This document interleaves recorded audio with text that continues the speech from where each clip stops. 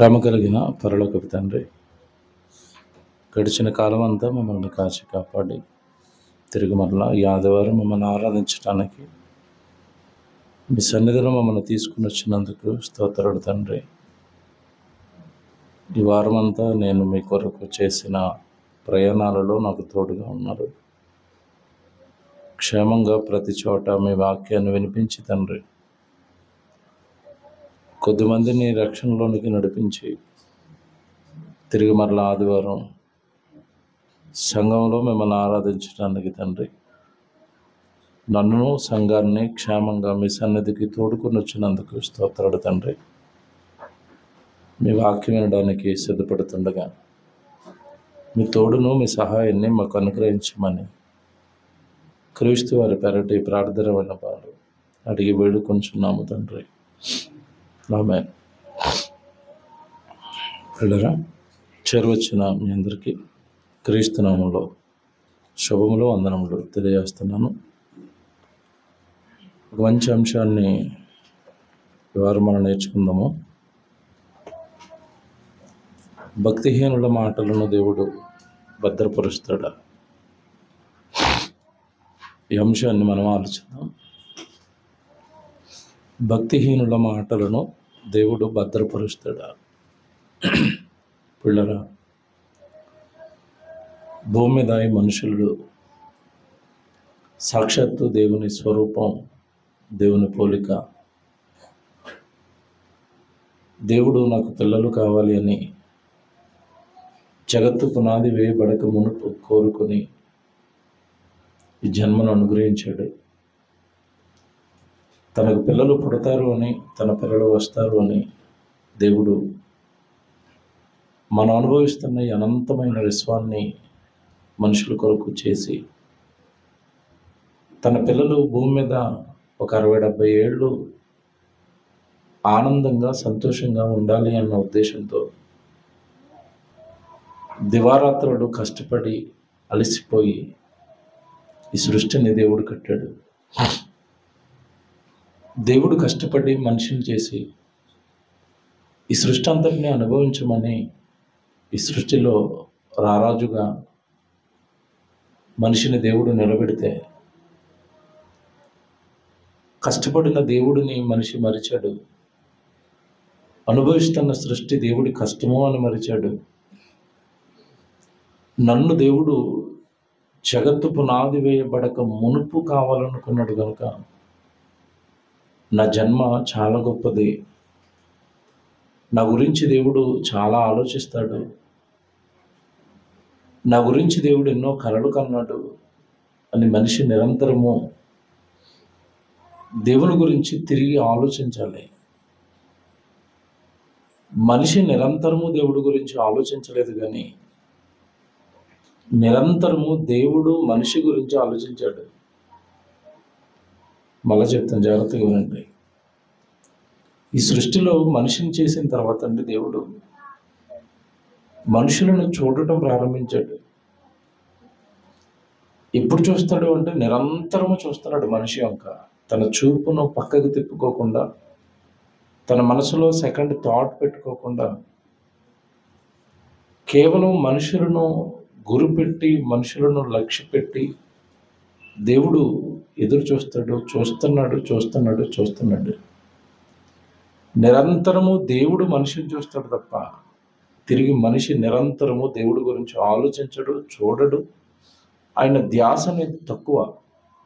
మనుషులకు దేవుని ధ్యాస అనేది తక్కువ. మనుషులకు దేవుడి గురించిన ఆలోచనలు తక్కువ. ఆదివారం దేవుడి సన్నిధిలో ఉన్నప్పుడు మాత్రమే, లేదని ఎప్పుడైనా వాక్యం వింటున్నప్పుడు మాత్రమే దేవుడి గురించిన ఆలోచనలు ఉంటాయి, ధ్యాస ఉంటుంది. బయటికి వెళ్ళిన తర్వాత నిరంతరము ఈ లోక సంబంధమైన వాటిలో మనిషి మునిగి తేలుతాడు. బంధాలని, బంధుత్వాల మధ్యలో, తను చేస్తున్న పని విషయంలో, సంపాదన విషయంలో, లేదంటే తనకున్న ఇష్టాలు నెరవేర్చుకోవడానికి లోకంలో వాటి విషయంలో, చదువు విషయంలో, పిల్లల విషయంలో, తినే తిండి విషయంలో, కట్టుకునే బట్టల విషయంలో, ఏదైనా వస్తువులు కొనాలంటే వస్తువుల విషయంలో నిరంతరము వీటి కోసం ఆలోచిస్తాడు తప్ప మనిషి దేవుడి గురించి ఆలోచనలు చాలా తక్కువ మనిషికి. అప్పుడప్పుడు దేవుడు జ్ఞాపకం వస్తాడు. దేవుడు ఎప్పుడు జ్ఞాపకం వచ్చేది ఎప్పుడు అంటే భయంకరమైన శ్రమ ఏదో వచ్చినప్పుడు, కష్టం ఏదో వచ్చినప్పుడు, హృదయం దుఃఖంతో, హృదయం బాధతో నిండిపోయినప్పుడు మాత్రం నిరంతరం ఎవరు జ్ఞాపకం వస్తారు అంటే దేవుడు జ్ఞాపకం వస్తాడు. ఆ బాధ తీరిన తర్వాత, ఆ కష్టం తీరిన తర్వాత నిరంతరం ఆ కష్టాన్ని తీర్చిన కన్నతండ్రి జ్ఞాపకాల్లో ఉంటాడంటే ఉండడు.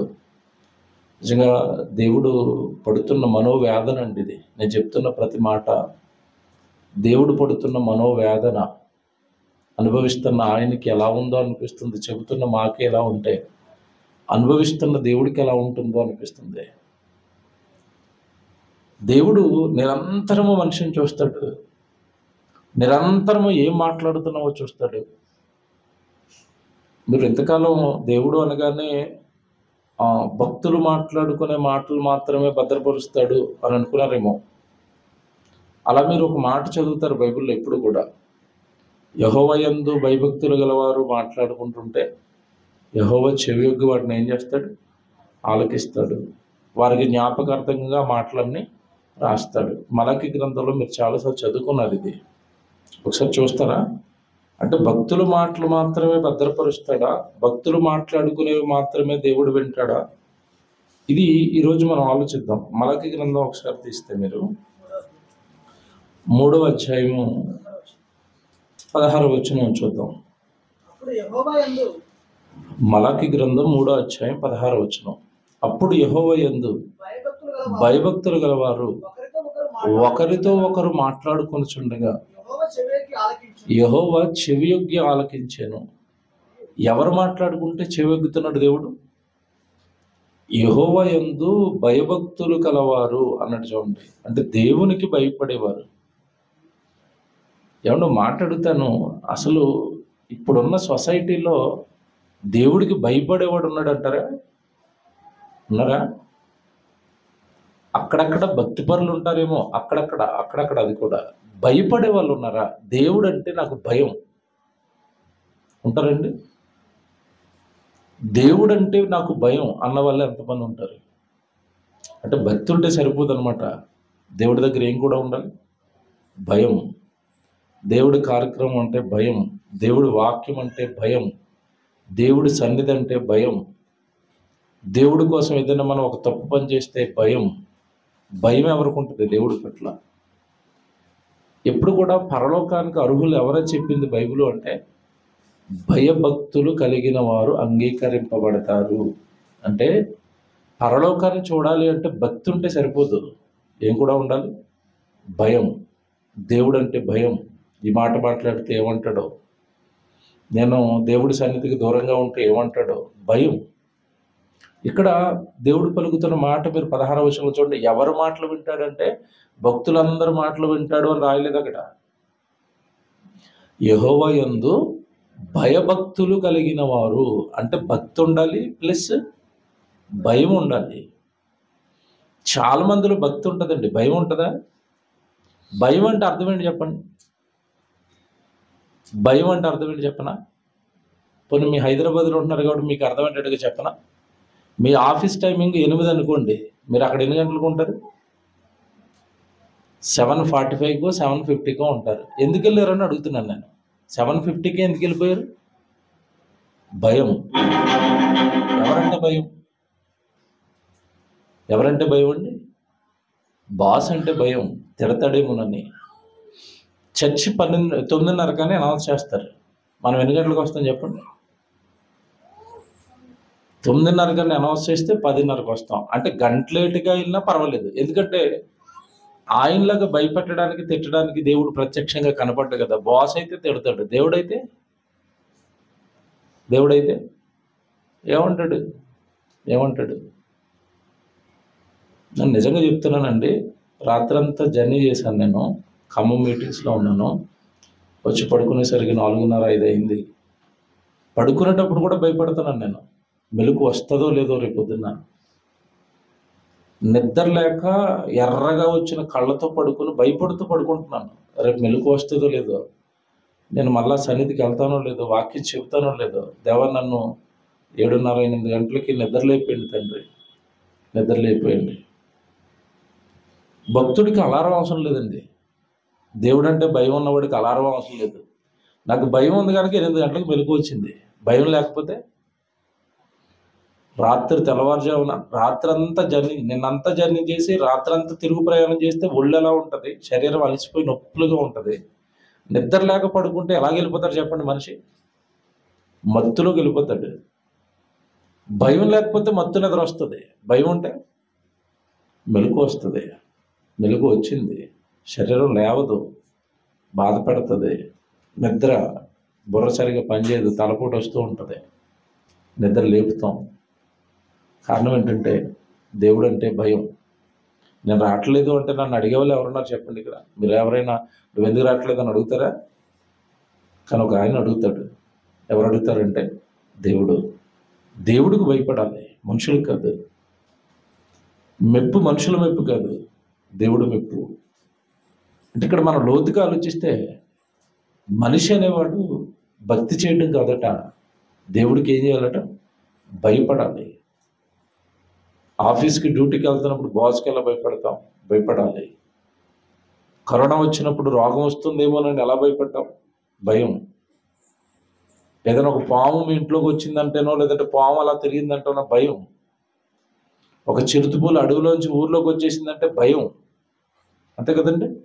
అడవిలో ఉన్న చిరుతపులు ఊర్లోకి వచ్చేసిందంటే ఎవడైనా బయట పడుకుంటాడు ఆ రోజు మంచం వేసుకొని? ఎవడు బయటికి రాడు, తలుపులు బిగించి ఇంట్లో పడుకుంటారు. కారణం ఏంటి? చిరుతపులు అంటే భయం. అంటే ఒక పాముకు భయపడి, ఒక పులికి భయపడి, ఒక రోగానికి భయపడి, బయట ఉద్యోగం చేస్తున్న ఉద్యోగంలో ఎవడు జీతం ఇస్తున్న బాస్కు భయపడి, చాలా సందర్భాల్లో మనుషులకు భయపడి. అంతే కదండి? దేవుడి సన్నిధి ఉన్న రోజు ఏదన్నా ఏమన్నా పెళ్ళిలో ఏదో ఉందనుకోండి, పెళ్ళికి వెళ్తామా? దేవుడి సన్నిధికి వస్తాం, పెళ్ళికి వెళ్తాం. ఎందుకు? ఎవరికి భయపడ్డారు చెప్పండి? అప్పుడు దేవుడికి భయపడ్డారా, మనుషులకు భయపడ్డారా? మనుషులకి. అమ్మో వెళ్ళకపోతే ఎలాగండి, వాళ్ళు మళ్ళీ మా దగ్గరికి రారండి, మాతో మాట్లాడరండి అంటే ఇప్పుడు వాళ్ళు మాట్లాడకపోతే నీకు భయం. నువ్వు సన్నిధికి రానందుకు దేవుడు మాట్లాడకపోతే? చూసారా, చాలా మందిలో ఉన్న లోపం ఇదేనండి. దేవుడు అంటే ఇష్టమే, కానీ భయం లేదు. భయం లేదు. పిల్లలకి తల్లిదండ్రులు భయం లేదనుకోండి, మీరు బాగా వినాలి. తండ్రి అంటే ఇష్టం ఉంది, కానీ తండ్రి అంటే భయం లేదనుకోండి, పిల్లలు ఏమవుతారు చెప్పండి? మీకు తెలిసింది మీ ఇంట్లో జరుగుతుందని చెప్పండి. తల్లికి కానీ తండ్రికి కానీ ఏ పిల్ల అయితే భయపడదో, ఏ కుమారుడైతే భయపడ్డో, నిజంగా చెప్తున్నాను, వాళ్ళ భవిష్యత్తు అస్సలు బాగోదు. మీరు ఎంత గారాబం చేయండి, ఎంత ముద్దు చేయండి, వాళ్ళు చక్కగా ఉన్నప్పుడు, వాళ్ళు తప్పు చేస్తే బెత్తం పట్టుకుని వీపు పగలగొట్టకపోతే, ఆ భయం అనేది వాళ్ళలో మీరు పెట్టకపోతే వాళ్ళ భవిష్యత్తు బాగోదు. ఖచ్చితంగా చెప్తున్నాను నేను. ఎందుకంటే మీకు భయపడితేనే వాడు తప్పుడు నిర్ణయాలు తీసుకోవడానికి భయపడతాడు, తప్పుడు ఆలోచనలు చేయడానికి భయపడతాడు. మా అమ్మ తిడుతుందేమో, మా నాన్న తిడతాడేమో, ఈ పని చేస్తే ఆవిడ కొడుతుందేమో అన్న భయం పిల్లల్లో ఎప్పుడైతే ఉంటుందో వాడు స్వతహాగా నిర్ణయాలు తీసుకోడు, స్వతహాగా తప్పులు చేయడు. ఎందుకంటే పిల్లలు అనేసరికి వాడికి ఏం తెలీదు. ఏమి తెలియనప్పుడు ప్రతి నిర్ణయము తల్లినో తండ్రిని అడుగు తీసుకోవాలా. అడిగి ఎప్పుడు తీసుకుంటాడంటే నువ్వు అలా భయపెడితే తీసుకుంటారు. ఎక్కడ భయపెడతారు తల్లిదండ్రులు పిల్లల్ని భయపెట్టలేదు కనుకే భవిష్యత్తులో తల్లిదండ్రులు ఏడుస్తారు, ఏడ్చే రోజులు వస్తాయి. కళ్ళమ్మ నీళ్లు పెట్టుకుని నా కొడుకు ఇలాగ అయిపోయాడు, నా కూతురు ఇలాగ అయిపోయిందని ఏడవలసిన రోజులు తెస్తారు వాళ్ళు. కారణం ఏంటంటే భయపెట్టలేదు కనుక. బైబిల్ భయపెట్టమని చెప్పింది, బెత్తం పట్టుకోమని చెప్పింది పిల్లల విషయంలో. ఇప్పుడు పిల్లల విషయంలో నిన్నే బెత్తం పట్టుకోమన్నాడు అంటే నీ విషయంలో దేవుడు బెత్తం పట్టుకుంటాడా? బాగా ఆలోచించండి. తండ్రిగా మీ పిల్లల విషయంలో మీరు బెత్తం పట్టుకోండి, బెత్తం మీ చేతిలో పట్టిన దేవుడు, మీరు ఆయనకి పిల్లలైనప్పుడు మీరు తప్పు చేస్తే ఆయన బెత్తం పట్టుకుంటాడు. మరి దేవుడు బెత్తం పట్టుకుంటాడన్న భయం ఉందా? మనుషులకు భయం ఉంటుందా? దేవుడు అనగానే ప్రేమమయుడు, దేవుడు అనగానే కరుణామయుడు, ఇది ఫస్ట్ హాఫ్. ఇది సెకండ్ హాఫ్ కూడా ఉంది. ఆయనకి ఉగ్రుడు, జీవం కలిగిన దేవుని చేతిలో పడుట బహు భయంకరము. చూసారా మాట? ఆయన చేతిలో పడకూడదు.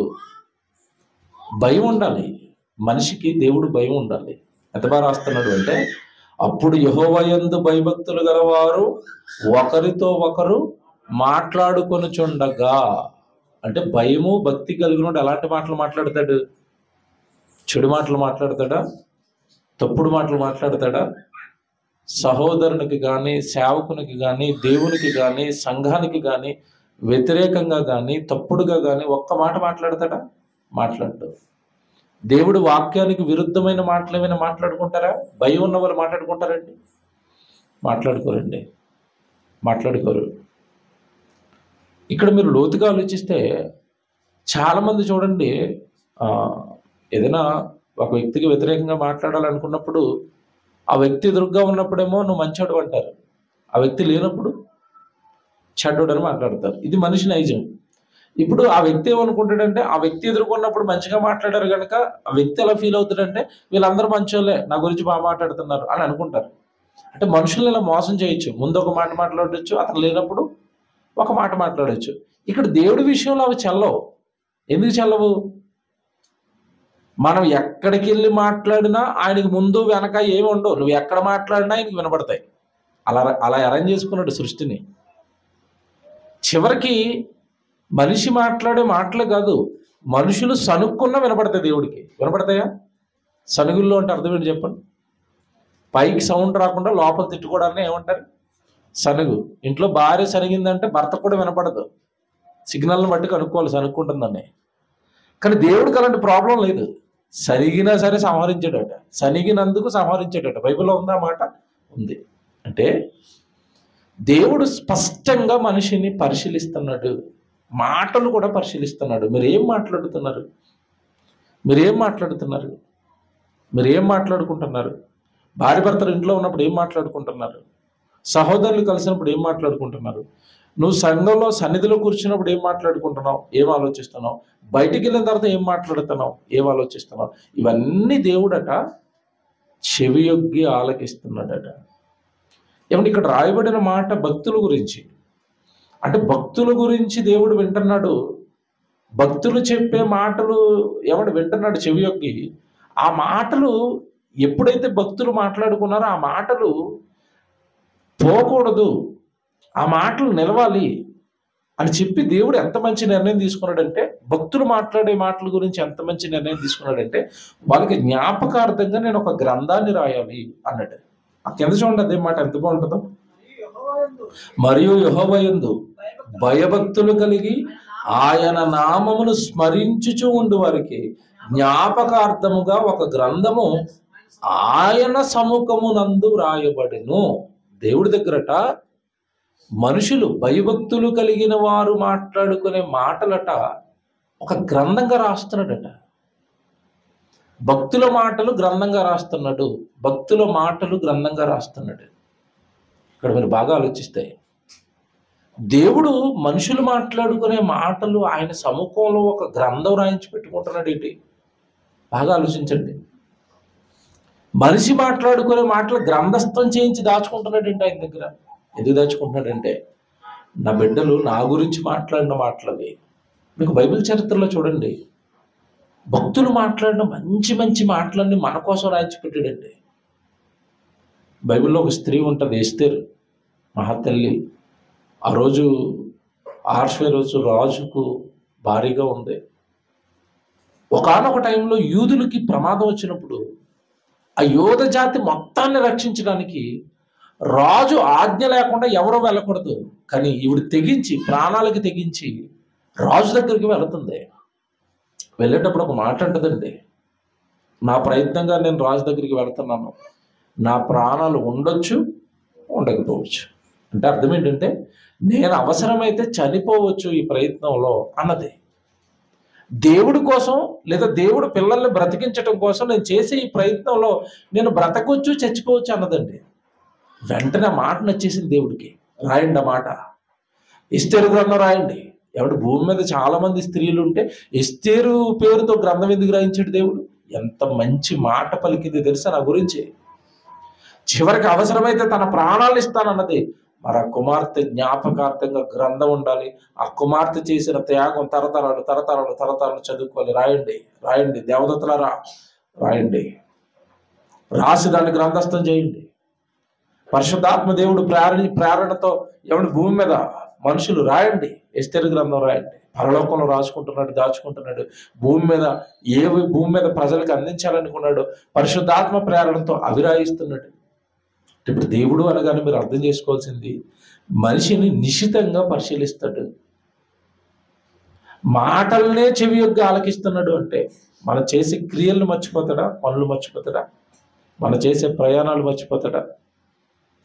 దేవుడు ఎంత నిశితంగా మనిషిని పరిశీలిస్తాడో మరో మాట చూపిస్తాను. కీర్తన గ్రంథం తీయండి. 139వ కీర్తన మొదటి 2 వచనాలు మీరు చదవండి. కీర్తన గ్రంథం 139వ కీర్తన.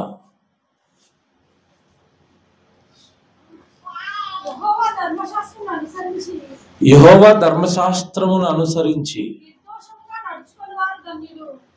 139వ కీర్తన చదువుతున్నారా?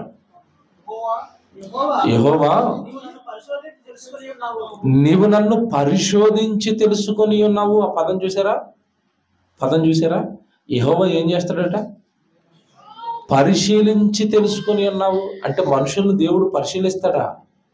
బాగా ఆలోచించాలి. మనుషులను పరిశీలిస్తాడా దేవుడు అంటే? పరిశీలిస్తాడండి. పరిశీలిస్తాడు. ఎక్కడి నుంచి కూర్చుని పరిశీలిస్తున్నాడు?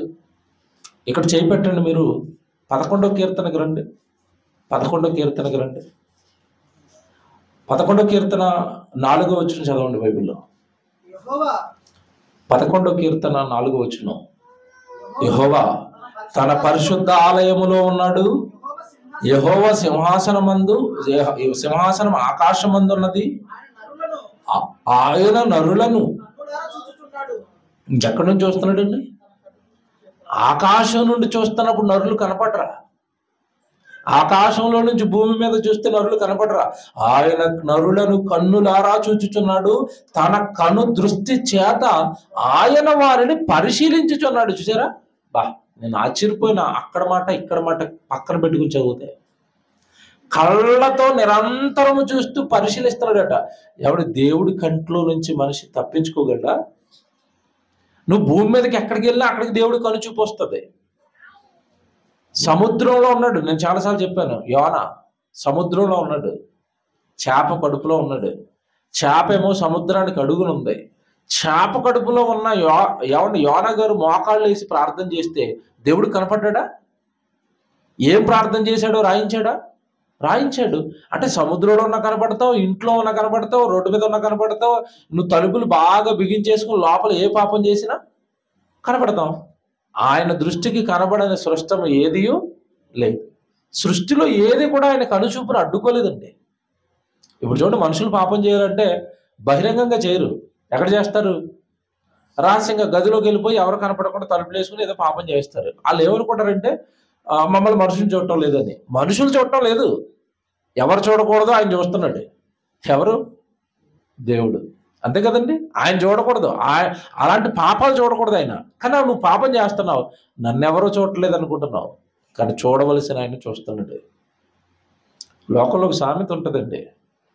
పిల్లట పాలు తాగేసేటప్పుడట కళ్ళు మూసుకుని తాగుతుందట. మీకు తెలుసా ఇది? పిల్లి పాలు తాగేస్తుంది, దొంగతనంగా పాలు తాగుతుంది. అది అసలు దానికి ఎట్టిన పాలు కదా అవి.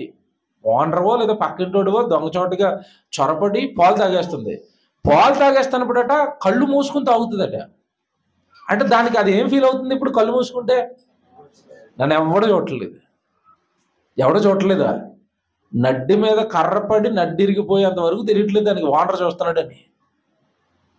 అలా నడ్డి మీద కొట్టేంత వరకు తెలియదు దాన్ని ఎవడో చూస్తున్నాడని. అంటే సెల్ఫ్గా సాటిస్ఫాక్షన్ అనమాట. కళ్ళు మూసేసుకుంటే అంత చీకటే, నన్ను ఎవడో చూడట్లేదు.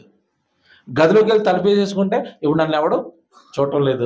పాపం చేయడానికి దూరంగా వెళ్ళిపోతూ ఉంటారు చాలామంది. అటేటో టూర్లు వేసేసి వేరే రాష్ట్రాలకు వెళ్ళిపోయి వేరే దేశాలకు వెళ్ళిపోయి అక్కడ మేము పాపం చేస్తాం, మమ్మల్ని ఎవరు చూడరు. ఎవరు చూడలేదా? నరులను యెహోవా ఏం చేస్తున్నాడట? ఆ పదం చూసారా? చూస్తున్నాడని రాయలేదు అక్కడ. పరిశీలనగా అంటే అర్థమేంటి? 1 మినిట్ కూడా నీ మీద నుంచి చూపు ఆయన పక్కకు తిప్పడు. మళ్ళా చాలాసార్లు చెప్పాను ఈ మాట నేను. ఒక్క నిమిషం కూడా నీ మీద నుంచి చూపు పక్కకు తిప్పడైనా. ఫోకస్ నువ్వే. ఎందుకంటే నీ గురించి దేవుడు కలలు కన్నది సృష్టి పుట్టక ముందు నుంచి, జగత్తు పునాది వేయబడక ముందు నుంచి కలలు కంటే నువ్వు వచ్చావు జగత్తులోకి. నిన్ను ఎలా వదిలేస్తాడు చూడకుండా? నువ్వు పట్టుమని ఏమైనా 1000 సంవత్సరాలు బతుకుతావు భూమి మీద? ఆయన అన్ని కోట్ల సంవత్సరాల నుంచి కలలు కంటే నువ్వు బ్రతికేది తీరా 60-70 ఏళ్ళు. ఈ 60-70 ఏళ్లలో నువ్వేం చేస్తావని నీ వైపు చూస్తాడు. నీ వైపు చూస్తాడు. చూపు పక్కకు తిప్పడండి దేవుడు, తిప్పడం. ఎలా చెప్తారంటారా? మీరు అక్కడికి వచ్చేయండి, 139 కీర్తనకు వచ్చేయండి. యెహోవా నీవు నన్ను పరిశోధించి తెలుసుకొనుచున్నావు. నేను కూర్చుండుట, చూసారా, నేను లేచుట నీకు తెలియను.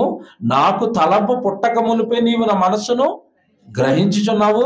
నా పడక నా నడక నీవు పరిశీలన చేయుచున్నావు. చూసారా, నీ నడక నీ పడక, ఎక్కడ పడుకున్నావు, ఎక్కడికి నడుస్తున్నావు, ఏది వదలలేదట దేవుడు. మీరు బాగా లోతుగా ఆలోచించాలి. ఇందా మనం చదువుకున్నప్పుడు మాటలు ఒకటే అనుకున్నాం. మాటలు ఒకటే కాదట, నువ్వు నడక ఎక్కడికి నడుస్తున్నావు, ఆయన కోసం ఎంత నడుస్తున్నావు, నీ కోసం ఎంత నడుచుకుంటున్నావు, దేవుడు సన్నిధి ఉన్నప్పుడు దేవుడు సన్నిధి వైపు నడుస్తున్నావా, లోకం వైపు నడుస్తున్నావా? నడకలు లెక్క పెట్టడా? నడక నడక నడక, ఎటు నడిచావు? నేను ఇచ్చిన కాళ్ళు దేనికోసం వాడావు? ఎంత బాగా రాశాడంటే, నా నడక నా పడక నువ్వు పరిశీలన చేయుచున్నావు. నా చర్యలన్నిటినీ నువ్వు బాగుగా తెలుసుకొని ఉన్నావు. యెహోవా మాట నా నాలుకకు రాక మునుపే అది నీకు పూర్తిగా. అసలు ఈ టెక్నాలజీ మనుషుల దగ్గర ఎక్కడైనా ఉందండి? మాట మాట్లాడాలనుకున్నప్పుడు మాట డెలివరీ అయితే కానీ అవతలకి తెలియదు. చాలా మంది అండి మాట్లాడుతూ మాట్లాడుతూ సగంలో మింగేస్తారండి. అంటే ఏదో అనాలనుకుంటారు, మధ్యలో వీడికి ఇంకో థాట్ పుడుతుంది లోపల, అమ్మో ఈ మాట అంటే వాడు హట్ అవుతాడేమో, లేదంటే ఈ మాట అంటే నన్ను కొడతాడేమోనని తిట్టాలనిపిస్తుంది. తిట్టు గొంతు వరకు వచ్చి ఆపేస్తాడండి. అప్పుడు అవతలకి అర్థమవుతుందా ఏమనాలనుకున్నాడు? అవతలకి అర్థమవుతుందా? తిట్టును పెదాల వరకు తెచ్చి ఆపేశాడు. అవతలకి ఏం తెలియదు. కానీ దేవుడు కట్ట మాట నా నాలుకకు రాకమునిపే. మాట ఎక్కడ పుడుతుందో తెలిసిన ఎవరికైనా? మాట ఎక్కడ పుడుతుందో చెప్పండి. నాలుక మీద, హృదయంలో పుడుతుంది. నేనేం మాట్లాడాలనుకున్నానో ఇది ముందు నాకు చెప్పాలి, అప్పుడు నోరు దాన్ని నోరు అనేదండి ఆ మాటను డెలివరీ చేయడానికి దేవుడు పెట్టిన ఎక్విప్మెంట్ అంతే. మీకు ఉదాహరణ, ఇప్పుడు మైక్ ఉందండి, మైక్లోంచి మాటలు వస్తున్నాయి. మైక్లోంచి సౌండ్ బాక్స్ నుంచి మాటలు వస్తున్నప్పుడు భలే మాట్లాడుతుంది సౌండ్ బాక్స్ అంటారా? మాట్లాడుతుంది సౌండ్ బాక్సా? నేను మాట్లాడితే తీసుకొచ్చింది అక్కడికి. అలాగే మాట నోరు మాట్లాడింది అని అనుకోండి. ఏది మాట్లాడుతుందట? హృదయము నిండియుండు దానిని బట్టి నోరు మాట్లాడును. అంటే మాట ఎక్కడ పుట్టింది? మొదట హృదయంలో పుట్టింది. హృదయంలో పుట్టిన మాటలు అందరూ మాట్లాడేస్తారా? నోటితో మాట్లాడతారండి? హృదయంలో చాలా పుడతాయండి, మాట్లాడేస్తారా? పక్కింటోడు ఆరాధన చేస్తున్నాడు, గట్టిగా తిట్టాలనిపిస్తుంది, ఆడికేమో ఇంత కండలు ఉన్నాయి. అప్పుడు ఏం చేస్తాడు? తిట్టాలని ఉన్నా వదిలేండి, మరి తిడితే వీడు కొడతాడు కనుక నోట్లో గట్టిగా తిట్టుకొని ఆడితో మాత్రం బాగున్నారా బ్రదర్ అంటాడు నవ్వుతూ. ఆడికి ఏం తెలుస్తుంది చెప్పండి? లోపల తిట్టుకున్నా తెలుస్తాయా? బాస్ ఏమైనా బాగా హెరాస్ చేస్తున్నాడు అనుకోండి, బాసు ఎంప్లాయీస్ కూడా అలాగే తిట్టుకుంటారు. పైకి తిడతారా? హృదయంలో తిట్టుకుంటారు. హృదయంలో తిట్టుకున్నవి బాస్కి తెలియదు, కానీ దేవుడికి. మాట నా నాలుకకు రాక మునుపే అవన్నీ నీకు. బబ్బబ్బా, అంటే మనిషిని ఎలాంటి చట్రంలో బిగించాడు దేవుడు చూడాలి మీరు. ఊహలు తెలుసట, ఆలోచనలు తెలుసట, మాటలు తెలుసట, నడక తెలుసట, పడక తెలుసట, నువ్వు ఎక్కడికి వెళ్తున్నావో తెలుసట, నువ్వు కూర్చోవటం తెలుసట, నువ్వు లేవటం తెలుసట. ఇప్పుడు చెప్పండి, అసలు మనిషిని వదులుతున్నాడా? విడిచాడా దేవుడు? అంత ఫోకస్గా నిన్నే చూస్తున్నప్పుడు ఎంత భయంతో ఉండాలండి, ఎంత భయంతో ఉండాలి. 10th క్లాస్ ఎగ్జామ్స్ రాస్తున్నప్పుడు పిల్లలు మాస్టర్ వచ్చి ఇలా పక్కనే నిలబడి చూస్తున్నాడు అనుకోండి, ఆడు ఎలా రాస్తాడు పరీక్ష ఎలా రాస్తాడు? ఏమైనా చిట్టీలు ఆడతాడా? పక్కనరే ఈ ప్రశ్న ఏంటని అడుగుతాడా? అడగడు. ఎందుకు? ఎవరు చూస్తున్నారు? మాస్టర్ అలాగే చూస్తున్నప్పుడు వాడు ఏం చేయడండి. ఇక మాస్టర్ని చూస్తాడు, భయపడతాడు, ఒక్కసారి ఇలా కళ్ళు ఎత్తగానే భయం వేస్తుంది, దింపేస్తాడు, రాస్తా ఉంటాడు. ఇక ఎందుకు? ఎవరు చూస్తున్నారు? మాస్టర్ చూస్తున్నాడు కనుక పరీక్ష రాసే స్టూడెంట్కి భయం అయితే, భూమి మీద నిరంతరము దేవుడు నిన్నే చూస్తున్నాడు కదా. తప్పులు ఎలా చేస్తున్నావు, పాపాలు ఎలా చేస్తున్నావు, అబద్ధాలు ఎలా మాట్లాడుతున్నావు, మోసాలు ఎలా చేస్తున్నావు, ప్రార్థన చేసేటప్పుడు వింటున్నాడు దేవుడు అన్నప్పుడు, నువ్వు మోసం చేస్తున్నప్పుడు, అబద్ధాలు మాట్లాడుతున్నప్పుడు దేవుడు చూస్తున్నాడు అన్న భయం లేదేంటి? సరే, మనుషులకు భక్తి ఉంది కానీ ఏమి లేదు, భయం లేదు. ఇప్పుడు మీరు లోతుగా ఆలోచిస్తే ఈ మాటలన్నీ కేవలం భక్తులవే కాదు, రికార్డ్ చేస్తుంటా. భక్తిహీనులు మాట్లాడిన మాటలను కూడా రికార్డ్ చేసి పెడతాడు దేవుడు. ఎందుకో తర్వాత చెప్తాను.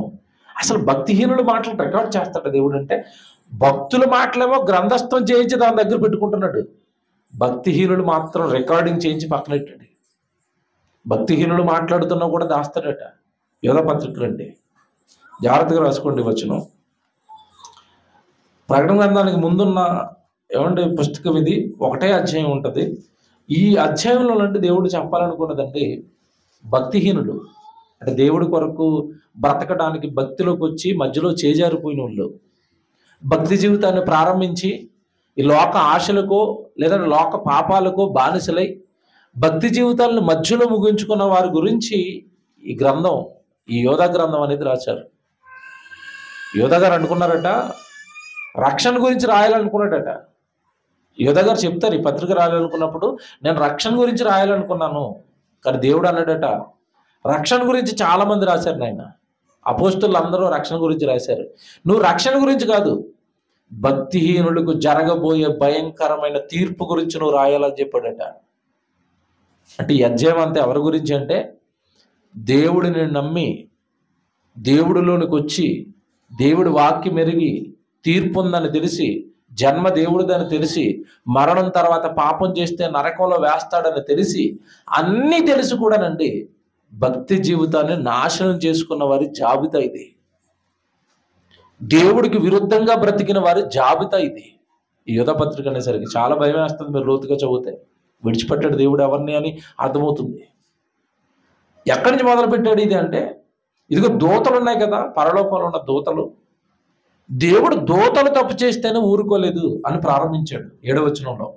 ఆ ప్రకారముగానే పైన చదువుతారు 6వ వచనం, మరియు 6వ వచనం అండి, యోధ పత్రిక 6వ వచనం, మరియు తమ ప్రధానత్వమును నిలుపుకొనక. చూసారా, దేవుడు ఏమిచ్చాడు? అటువంటికి ప్రధానత్వం, అధికారం ఇచ్చాడు. ఏమంటే ఆ రోజు దెయ్యంగా మారిపోయిన దేవదూత ఏదైతే ఉందో అపవాది, అది కూడా ఒక మంచి కెరూబు, మంచి స్థానం ఇచ్చాడు పరలోకంలో.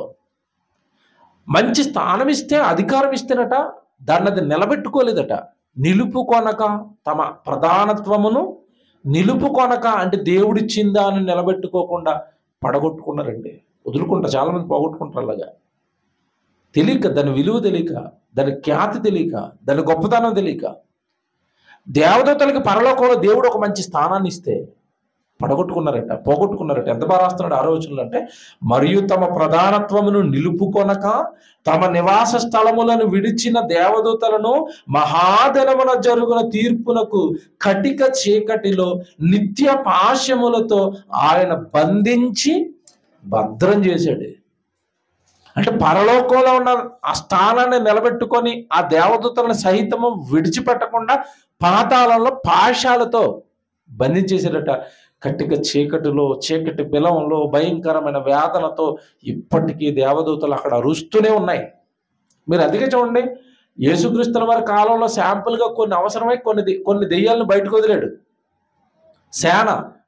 ఆ సేన దెయ్యాలకి యేసుప్రభు కనపడగానే, తాసరపడగానే వేవుని మొక్కాయి ఆయనకి. యేసు, సజీవుడు అయిన దేవుని కుమారుడా, మా సమయం ఇంకా నువ్వు రాలేదు, దయచేసి ఆ భయంకరమైన పాతాళానికి మమ్మల్ని పంపొద్దు. ఏమంటే ఎంత భయపడ్డాయి చూసారా దెయ్యాలు. దెయ్యాలు భయపడ్డాయండి పాతాళానికి. ఈరోజు మనిషికి భయం ఉందా? నేను తప్పు చేస్తే ఆ పాతాళంలో వేస్తాడేమో, ఆ దూతలతో పాటు నేను కూడా కాలిపోతానేమో, ఆ దూతలతో పాటు ఆ భయంకరమైన శిక్షలోనికి నేను వెళ్ళిపోతానేమో. ఎవరు భయపడతారు చెప్పండి? ఈరోజు దేవుడు భయం లేదు, భయం లేదు. ఇక్కడ దూతల దగ్గర ప్రారంభించాడు. దూతలు సహితము తప్పు చేస్తే విడిచిపెట్టని దేవుడు మనుషులు తన పిల్లలు తప్పు చేస్తే వదులుతారు అనుకుంటున్నాడా?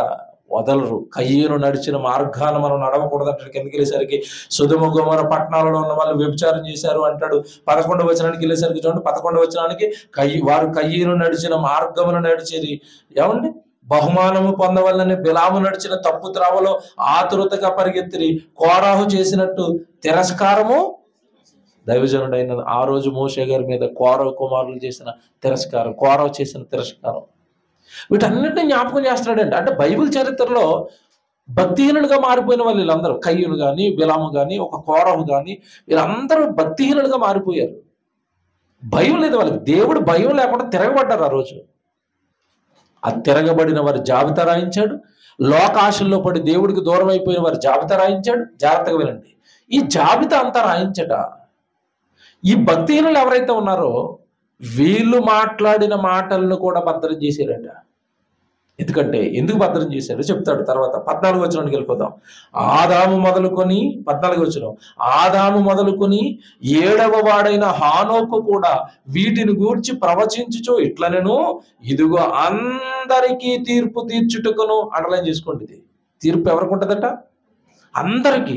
బాగా వినండి, అందరికీ తీర్పు తీర్చుటకును వారిలో భక్తిహీనులు అందరూ భక్తిహీనముగా చేసిన వారి భక్తిహీన క్రియలన్నిటిని గూర్చియు భక్తిహీనులైన పాపులు తనకు విరోధముగా చెప్పిన కఠినమైన మాటలన్నిటిని గూర్చియు వారిని ఒప్పించుటకు ప్రభువు తన వేవేల పరిశుద్ధుల పరివారముతో వచ్చును. నాకండి బైబిల్ చదువుకున్నప్పుడు అండి మాట విపరీతమైన భయాన్ని కలిగించింది.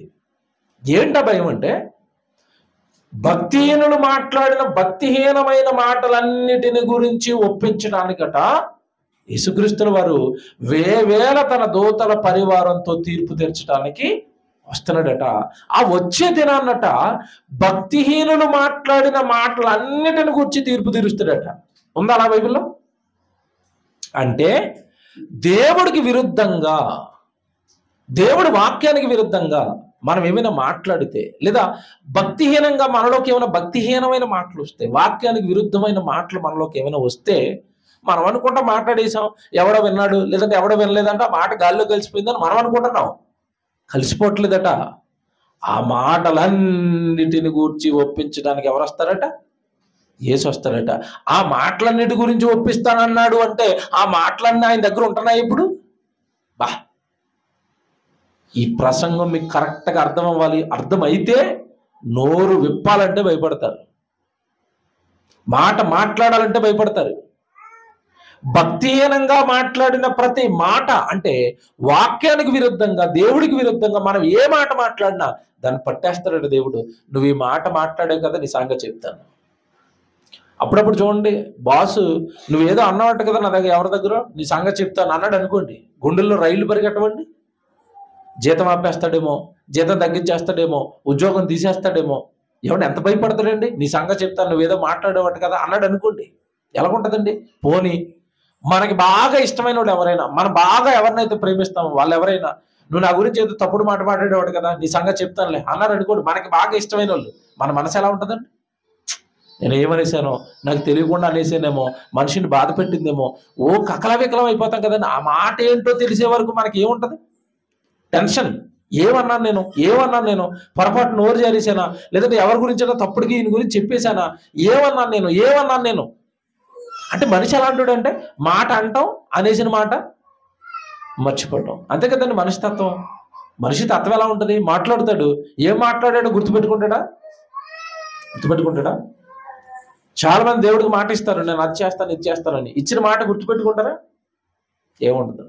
అంటే మాట్లాడేసాం, గాల్లో కలిసిపోయిందని మనం అనుకుంటున్నాం, లేదా ఎవడో వినేసాడు మర్చిపోయాడు అనుకో. మనుషులు మర్చిపోతారండి. మనుషులు మనం మాట్లాడిన మాటలు మర్చిపోతారు. కొంతమంది అయితే గుర్తుపెట్టుకుంటారు. అన్నీ గుర్తుపెట్టుకోగలవా? పిల్లలు మీతో మాట్లాడతారు కదా చిన్నప్పటి నుంచి, మా వాడు మాట్లాడిన మాటలన్నీ నాకు గుర్తే అని. మీ చిన్నప్పటి నుంచి మీ పిల్లవాడు మాట్లాడిన మాటలని చెప్పండి ఇప్పుడు ఎవరైనా తల్లిదండ్రులు. మీ వల్ల అవుతుందా? అవదు. కానీ మనిషి మాట్లాడిన ప్రతి మాట, అది భక్తులు కానివ్వండి, భక్తిహీనుడు కానివ్వండి.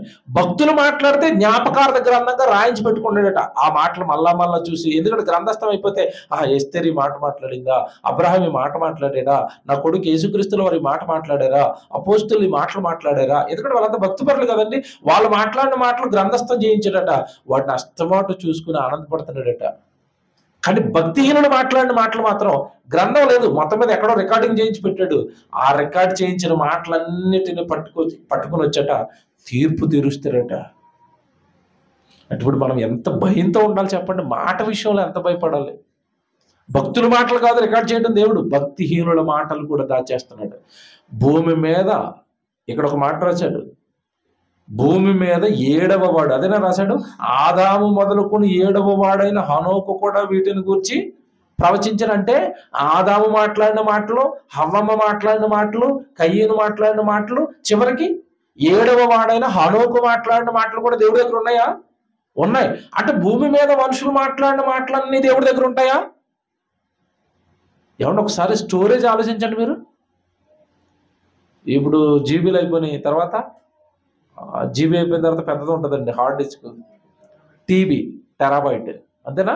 టీవీ కూడా నిండిపోతే మెటాబైట్ అది కూడా నిండిపోతే ఏమో నాకు తెలియదు, ఇక అక్కడి వరకు తెలుసు నాకు.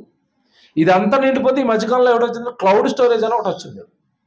తెలుసా మీకు? భూమి మీద ఏమైనా స్టోరేజ్ నిండిపోతే మేము ఆకాశంలో శాటిలైట్ తయారు చేసాం, మీ స్టోరేజ్ అంతా అందులో పెట్టుకోండి, కానీ డబ్బులు ఖర్చు అవుతాయి మీ డేటా భద్రం చేయడానికి. అంటే మనుషులు జస్ట్ కొద్ది కాలం మాట్లాడుకునే సినిమాలో, లేదంటే మాట్లాడే మాటలో తీసిన ఫుటేజో, లేదంటే ఎవరో మాట్లాడిన వాయిస్ రికార్డో చిన్న చిన్నవి భద్రం చేయడానికి భూమి మీద స్టోరేజ్ సరిపోవట్లేదు, క్లౌడ్కి వెళ్ళిపోయాడంటే దేవుడట ఆదాము మొదలుకొని 7వ వాడైన హనోకు మొదలుకొని అసలు భూమి మీద మనుషులు మాట్లాడిన మాటలన్నీ సిద్ధం చేసిరట, రికార్డ్ చేసిరట. దేవుడు స్టోరేజ్ ఎంత ఉంది చెప్పండి. బాగా ఈ జీబీలు టీవీలు వాడే వాళ్ళకి అర్థమవుతుంది నేను చెప్పేది ఈ ప్రెజర్ ఎలా ఉంటుందో. ఎందుకంటే చాలామంది ఈ ఫోటోలు తీయటం, వీడియోలు తీయటం, అవంతా చోట వేయటం, కొద్ది రోజులకి 1 టీబీ నిండిపోయింది, 2 టీబీ నిండిపోయింది, 3 టీబీ నిండిపోయింది, నిండిపోతూనే ఉంటాయి అవి. అలా నిండిపోతున్నప్పుడు ఇంక స్టోరేజ్ కొనాలి. మరి భూమి మీద కొన్ని కోట్ల మంది బతుకున్నారు, కొన్ని కోట్ల మంది చచ్చిపోయారు. వాళ్ళందరూ మాట్లాడిన మాటలు దేవుడి దగ్గర ఉన్నాయా? ఉన్నాయి. కయ్యను ఏం మాట్లాడాడు అంటే తీస్తాడా? డేటా తీస్తాడు. హానోకు ఏం మాట్లాడాడు చెప్తున్నాడు. హానోకు ప్రవచించాడట, హానోకు చెప్పేశాడట, మీ అందరికి తీర్పు ఉందని హానోకు చెప్పాడట, అది రాయించుకున్నాడట. భక్తులందరి మాటలు దేవుడు భద్రం చేశాడట, భక్తిహీనులందరి మాటలు దేవుడు భద్రం చేశాడు. కనుక దేవుని పిల్లలారా, దేవుడు అనగానే మనం అర్థం చేసుకోవాల్సింది ఏంటి అంటే నిరంతరము పరిశీలించేవాడు, నిరంతరము పరీక్షించేవాడు. తప్పు చేసినా, తప్పుడు మాట మాట్లాడినా, దేవుడికి విరుద్ధమైన చర్యలు కార్యాలు ఏం చేసినా నోటెడ్. దేవుడు అనగానే ఏమనుకుంటున్నారు మీరు మాట్లాడే ప్రతి మాట నోటెడ్, మీరు చేసిన ప్రతి తప్పు నోటెడ్, మీరు ఆడిన ప్రతి అబద్ధం నోటెడ్, మీరు చూసిన ప్రతి తప్పుడు చూపు నోటెడ్, మీరు చేసిన ప్రతి తప్పుడు పని నోటెడ్. అన్ని నోట్ చేసుకుంటున్నాడు. దేవుడు అనగానే చాలామంది ఏంటంటే ఖాళీగా ఉన్నప్పుడు వస్తాం, ఏదో టైం ఉంటే ప్రార్థన చేస్తాం, టైం లేకపోతే లోకంలో ఉంటాం అని దేవుడు అంటే అనుకున్నారు. మీరు అనుకున్నంత చిన్నవాడు కాదు, మీరు అనుకున్నంత ఈజీ కూడా మీ జీవితం కాదు. ఖాళీగా ఉంటే చాలామంది అండి దేవుడి గురించి బైబిల్ చదువుకోవటమో, ఆలోచించుకోవటమో, దేవుడి గురించి ఏదైనా చేయటం ఇవి ఉండవు. సినిమాలు, పాటలు, లోకము, మనుషులు, ఏమంటే ఈ చాటింగ్లు, చిట్ చాట్లు, లోకంలో ఉండే గేమ్స్, ఆటలు, పాటలు. దేవుడు చూస్తున్నాడు ఆ టైంలో, మర్చిపోయేవేంటి? అసలు దేవుడి కోసం ఎన్నో చేద్దామని ఉంటుందండి, మాకు టైం లేదు. ఆ ముళ్ళు అలా పరిగెట్టాల్సి వస్తుంది, టైం లేదు. ఇంకొక రోజు ఎక్స్ట్రా ఉంటే బాగుంది అనిపిస్తుంది రోజులో, ఇంకొక 2 గంటలు ఎక్స్ట్రా ఉంటే బాగుంది అనిపిస్తుంది మాకు. ఇంకోటి ఏదైనా చేసేవాళ్ళు దేవుడి కోసం కుదరట్లేదు. ప్రయాణాలు, ఏమంటే కార్యక్రమాలు, మీటింగ్లు, మళ్ళీ ప్రసంగాలు, చదువుకోవటం, బైబిల్ చదువుకోవటం, ఈలోపు ఎన్నో సమస్యలు, ఇరుకులు, ఇబ్బందులు. టైం లేదు, టైం పరిగెట్టాల్సి వస్తుంది దేవుడి కోసం. మీరు ఖాళీగా ఉండి మీ సమయాన్ని ఎందుకు వృధా చేసి బైబిల్ చదువుకోండి, బాగా దేవుడి కోసం ఏదైనా చేయడానికి నిర్ణయించుకోండి. సంఘంలో చక్కగా కార్యక్రమం చేస్తే బాగుంటుంది, ఆలోచించండి. మీ చర్యలన్నిటిని ఆయన బాగుగా పరిశీలిస్తున్నాడు. భక్తిహీనులు మాట్లాడిన మాటలు కూడా భద్రం చేశాడు. భక్తుడిగా నువ్వేమైనా మాట్లాడితే అవి భద్రం చేస్తాడు. ఎందుకు ఇవన్నీ భద్రం చేస్తున్నాడు తెలుసండి? మత్తయి సువార్త 12వ అధ్యాయానికి రండి. యేసు చెప్పాడు ఎందుకంటే ఇవన్నీ భద్రం చేస్తున్నాడు దేవుడు. మత్తయి సువార్త 12వ అధ్యాయానికి రండి. 12వ అధ్యాయం 35 నుంచి చదువుతాం. మత్తయి సువార్త 12వ అధ్యాయము 35 వచనం. సజ్జనుడు తన మంచి ధననిధిలో నుండి, చూసారా, సజ్జనుడు మంచివాడు తన హృదయం అనే ధననిధిలో నుండి ఏం తెస్తాడట? మంచి విషయాలు, సద్విషయాలను బయటికి తెస్తాడు. దుర్జనుడు తన చెడ్డ ధననిధిలో నుండి దుర్విషయములను, ఏమంటే ఇక్కడ దేవుడు పలుకుతున్న మాటలు ఆంతర్యం మీకు అర్థమవుతుందో లేదో. సజ్జనుడు అనగానే ఏమండి హృదయము ధననిధి అని గుర్తించి ఆ హృదయము నిండా వాక్యము నింపుకున్నవాడు సజ్జనుడు, మంచివాడు అంటున్నాడు దేవుడు. బైబిల్ ప్రకారం మంచివాడు అని దేవుడు ఎవరిని అంటాడంటే, ఆ లోకంలో మంచివాడు అని ఎవరిని అంటారు చెప్పండి? ఎవరంటారు? నీట్గా కటింగ్ వేయించుకొని సిగరెట్ తాగకుండా, ఏమంటే మందు తాగకుండా చక్కగా డ్యూటీకి వెళ్ళి వస్తున్నాడు అనుకోండి, వాడిని చూసి అందరూ ఏమంటారు? చాలా మంచోడండి, అబ్బాయి ఏమంటే దించిన తల పైకి ఎత్తడండి, నేను చాలా ఆశపడ్డానండి, ఆ కుర్రాడిని మా అమ్మాయికి ఇచ్చి పెళ్లి చేశానండి, కరెక్ట్గా నెల తర్వాత తెలిసిందండి ఆడు విశ్వరూపం. రోడ్డు మీద దించిన తల పైకి ఎత్తడండి, ఇంట్లోనేమో ఎత్తిన చెయ్యి కిందకి దించట్లేదండి, చితకేస్తున్నాడు ఇంట్లో పెట్టి మా అమ్మాయిని. మంచోడు అనుకున్నామండి, మోసపోయామండి. అంటే ఏ రూపాన్ని చూసి మోసపోయారు వీళ్ళు? పై రూపం, కటింగ్ బాగుంది, జుట్టు బాగుంది, మంచి బట్టలు వేసుకుంటున్నాడు, ఉద్యోగానికి వెళ్ళి వస్తున్నాడు, మంచోడా? ఎవరు చెప్పాడు మంచోడని? అందుకే అంటున్నాను, మనం బైబిల్ బాగా వస్తేనే అన్ని విషయాలు అర్థమవుతాయండి. మంచివాడు అని ఎవరన్నా తెలుసా? వాడు నీతో మాట్లాడుతున్నప్పుడు లోపల నుంచి వాక్యం మాట్లాడుతున్నాడు అనుకోండి, వాడే మంచోడు. మళ్ళా చెప్తున్నాను, బండ గుర్తు పెట్టుకోండి. మీరు ఆడపిల్లలు వివాహానికి వెళ్తున్నారా, మీకు ఏమో ఉంటాయి కదా తొలి చూపులు అని టెస్ట్ చేయండి, 2 మాటలు మాట్లాడండి.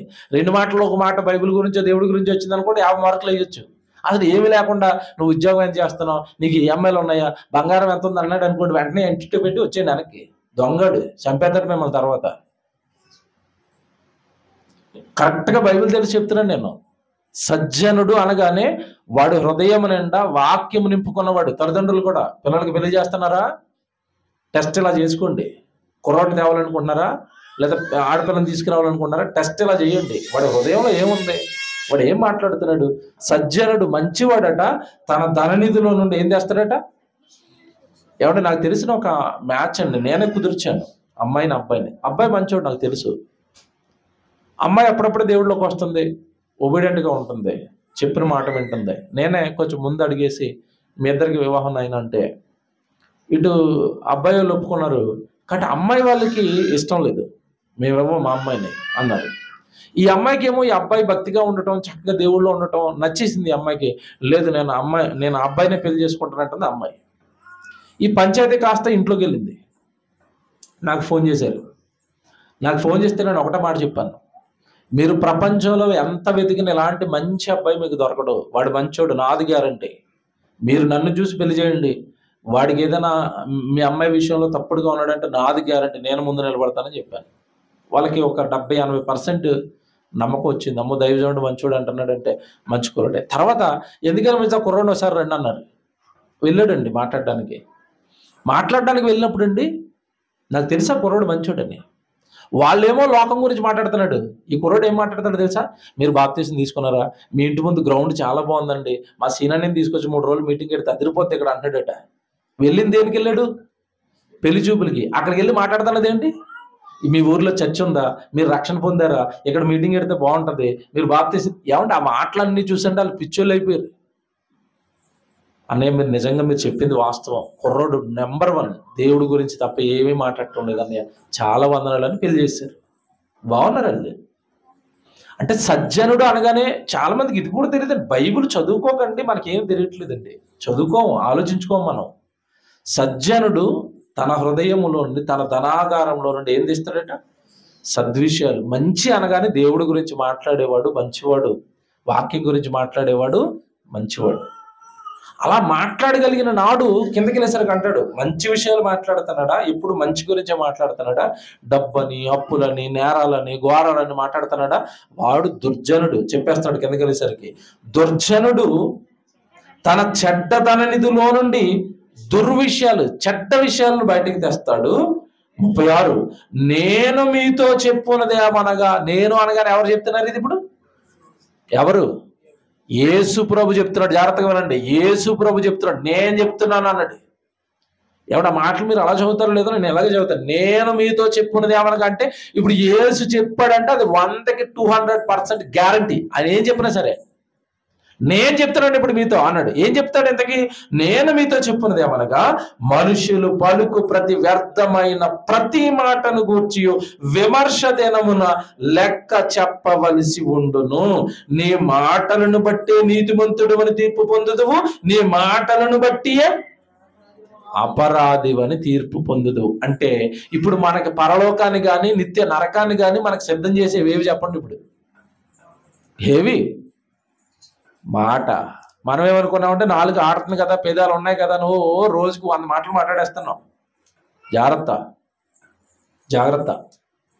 మాటలను దేవుడు భద్రపరుస్తున్నాడు. నువ్వేం మాట్లాడుతున్నావు? ఆ మాట మీద నిలబడుతున్నావా లేదా? ఇచ్చిన మాట మీద నిలబడుతున్నావా లేదా? ఆ మాటలకు మాట్లాడేటప్పుడే మాట ఇవ్వక ముందే ఒక్కసారి ఆలోచించుకుంటున్నావా లేదా? మాట ఇచ్చేటప్పుడు మనం ఏం చేయాలి? ముందు ఆలోచించాలి. మాట మాట్లాడేటప్పుడు ఆలోచించండి. నోరు ఉంది కదా, మాటలు వస్తున్నాయి కదా అని టక టక టక టక మాట్లాడేస్తే అవన్నీ రికార్డ్ అయిపోయి అంచెదినాన ఈ మాటలు చొప్పున మనకి ఏం తీరుస్తారట? తీర్పు. పరలోకాన్ని నిర్ణయించేది, నరకాన్ని నిర్ణయించేది ఏది చెప్పండి? ఇప్పుడు మాట. మాటకింత శక్తి ఉందని ఎవరికైనా తెలుసా? మాటలు చూసి మాట్లాడుకోవాలని ఎవరైనా గమనించారా? మాట మాట్లాడుతున్నప్పుడు దేవుడు వింటున్నాడు అన్న భయం ఎవరికైనా ఉందా? ఉందండి. చాలా మంది భర్తల గురించి పక్కలకు చెప్పాలనుకున్నప్పుడు భర్త డ్యూటీకి వెళ్ళిపోయిన తర్వాత పక్కలకు చెప్తా ఉంటారు, మా ఆయన ఏం చేశాడో తెలుసా. ఎందుకు ఉన్నప్పుడు ఎందుకు చెప్పారంటే భయం. భర్తకు భయపడతావు, పక్కోళ్ళకు భయపడతావు, లేదా చుట్టాలకు భయపడతావు, బంధువులకు భయపడతావు, ఆఫీసర్కి భయపడుతున్నావు, నువ్వు ఉద్యోగం ఇచ్చిన యజమానుడికి భయపడుతున్నావు. నీ మాటలు దేవుడు వింటున్నాడు అని దేవుడికి భయపడతారా? బాగా ఆలోచించండి. కనుక లోతుగా మీరు ఆలోచిస్తే భక్తుల మాటలు కాదు గ్రంథస్థం చేస్తున్న దేవుడు, అవి చేస్తున్నాడు. దానితో పాటుగా భక్తిహీనులు, మనుషులు అందరూ మాట్లాడే మాటలు దేవుడి దగ్గర భద్రం చేయబడుతున్నాయట. వాటితోనే దేవుడు తిరిగి మనుషులకి ఏం చేస్తాడట? తీర్పు. భక్తిహీనుల మాటలు కూడా దేవుడు భద్రం చేస్తున్నాడు. ప్రార్థన చేసుకున్నాం. ప్రేమ కలిగిన తండ్రి, మనిషి గురించి మీరు ఎంత లోతుగా పరిశీలిస్తున్నారో విలువైన మాటలు మీ పిల్లలకి చెప్పాం. విని గ్రహించడానికి కృప చేయండి. విన్న మాటలు హృదయంలో భద్రపరుచుకుని తండ్రి, మాటల విషయంలో పొదుపుగా ఉండి జాగ్రత్తగా ఉండి, ఆ మాటలను బట్టి తీర్పులోనికి రాక, ఆ మాటలను బట్టి మీ ముందు దోషులుగా నిలబడక, పెదవులను కాచుకునేవారుగా, వారి హృదయంలో నుండి సద్విషయాలు, మంచి విషయాలను బయటకు తెచ్చేవారుగా, వాక్యమైన మీ పిల్లల్ని దీవించండి. వారి మనసుల్లో, వారి హృదయపు లోతుల్లో మాటను భద్రం చేసుకునే భయాన్ని కలిగించండి. క్రీస్తు వారి పేరటి ప్రార్థన విన్నపాలు అడిగి వేడుకొంచున్నాము తండ్రి. ఆమేన్.